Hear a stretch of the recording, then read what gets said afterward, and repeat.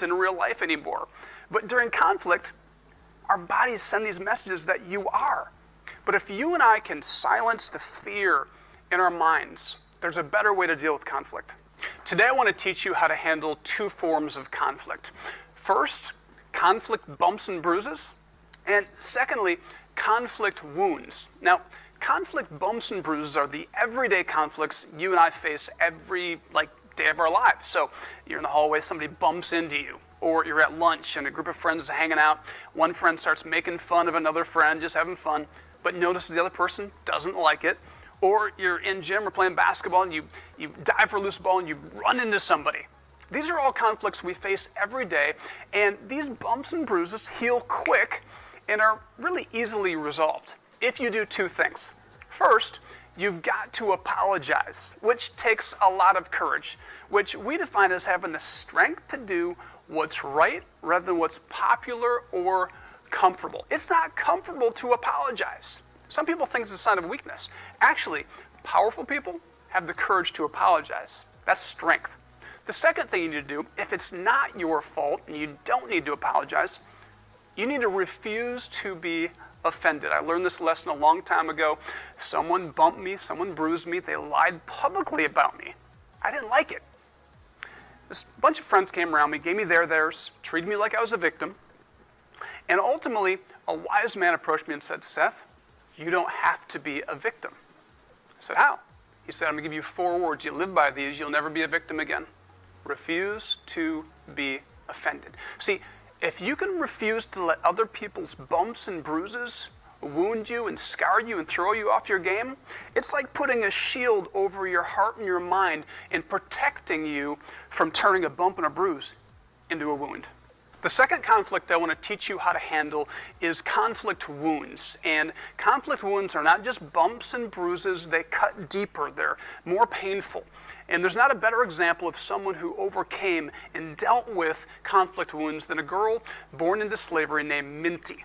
And Minty was an interesting situation because her slave owner's grandfather actually promised to set her and her entire family free when he died.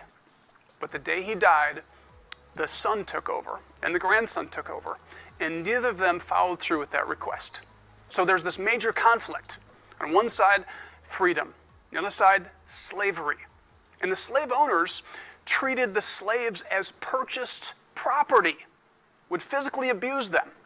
And I want to just take a time out and just say, conflicts that you're involved in that are violent and you're being physically abused, you need to call a timeout and just get help immediately. You need to find a trusted adult to get help. That is wrong. It's not okay. Now, the rest of this lesson, I want to focus really on the emotional wounds it can cause. Does that make sense? Because Minty was emotionally wounded. When people devalue you and treat you as though you're nothing and verbally wound you, it can be people gossiping behind your back, it can be people lying about you, or it can be people that just do all kinds of nasty things intentionally to exclude you. Those cause wounds. Those are conflict wounds. So how do you deal with those situations? So before that fight or flight response starts kicking in, you've got to do what we've taught you to do in previous lessons. You've got to just calm yourself, cool down by breathing. Take a few seconds just to take some deep breaths. That will silence all of the fear, all the noise in your head, and allow you to evaluate, does this person actually want to solve a problem and resolve the conflict, or do they simply want to fight? Now, in Minty's case, the slave owner simply wanted to fight and beat and bruise her into submission, right? Violence. And so what did she do? She ran, she took off, and that's what you do. If somebody doesn't want to resolve a conflict, you're wasting your energy in that situation. Recognize, evaluate. All they want to do is fight. Sorry, I'm going to walk away. Minty, she ran 100 miles through hills, through fields, through forest, wolves, 100 miles to the Mason-Dixon line to her freedom. If you're in a conflict, it's so easy to tell if the other person actually wants to resolve the conflict and work through a problem. They'll actually want to talk with you and they'll want to listen. If they're not interested in that, simply walk away. Now, most conflict, that you deal with is going to be with friends and family and teachers, maybe some frenemies. And if they care enough about you, they'll want to resolve the conflict and problem solve with you, right? But the only way you're going to have success problem solving and talking through it is if you use I statements instead of you statements. For example, you are always rude and exclude me when we're together and other people come around. That's a you statement. You statements focus on what you think the other person is doing wrong instead of focusing on how you feel. That was a you statement. You statements don't take any personal responsibility. They just try to shame and blame the other person and focus on what they did wrong instead of focusing on how I feel. So let me give you an example of how you could turn that you statement into an I statement. I feel mistreated and left out when we're together and others come around. See the difference? You statements are bitter, angry, and are meant to blame or punish the other person. Another example of a you statement: you keep calling me names and making fun of me and telling others my secrets, and I'm sick of it. Instead, an I statement would be, I feel hurt and upset when you call me names and make fun of me and tell others my secrets. You lost the game because you wanted to be the hero and forced a bad shot while I was wide open. As a baller, I had this you statement said to me many times. Ouch. Using I statements may take a little bit of practice to get good at it. That's okay. But it's going to help you resolve conflict in a healthy way.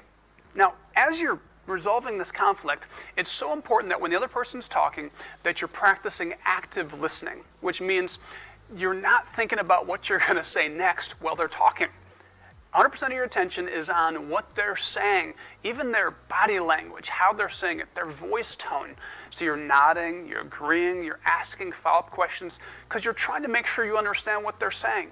If both people do this, you'll resolve the conflict really easy. But you can't let fear control how you deal with conflict.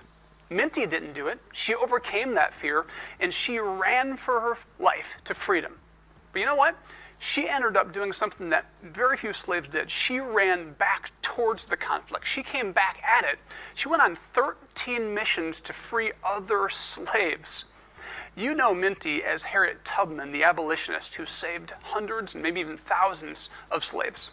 You don't have to let fear control how you deal with conflict. It starts by just taking a deep breath. Apologize. Refuse to be offended. Use I statements. Actively listen, and then problem solve. Good luck.